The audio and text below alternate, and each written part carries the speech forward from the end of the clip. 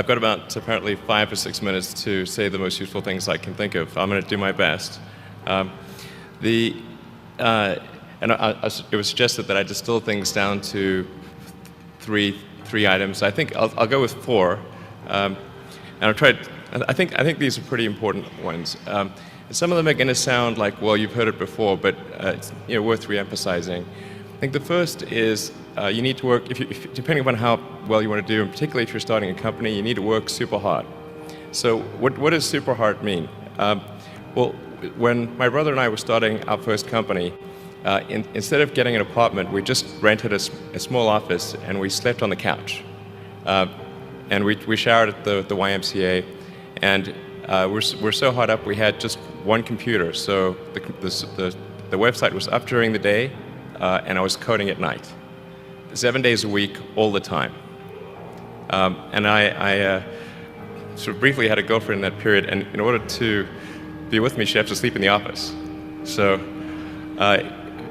work hard, like every waking hour. That's the thing I would say particularly if you're starting a company.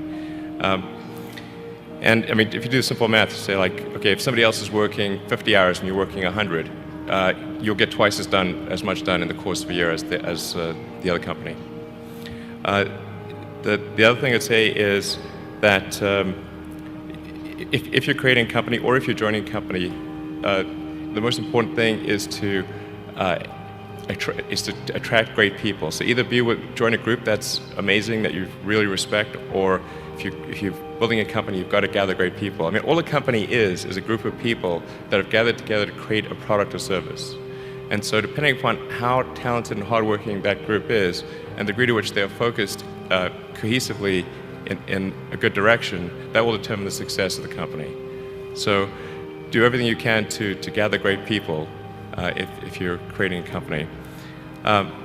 Then I'd say focus on signal over noise. A lot of companies get confused. They spend money on things that don't actually make the product better.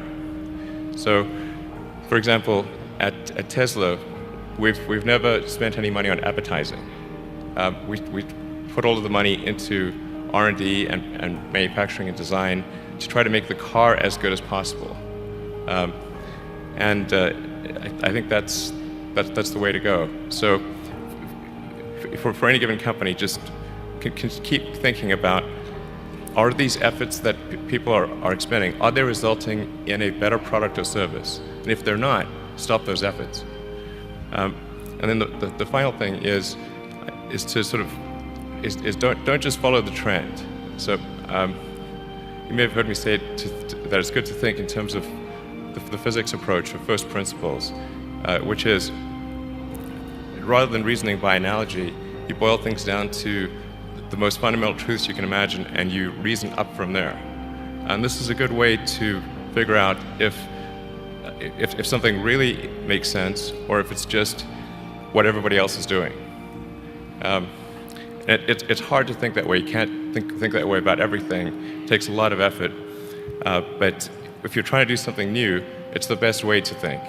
And that framework was developed by physicists to figure out counterintuitive things, like quantum mechanics. So it's really a powerful method.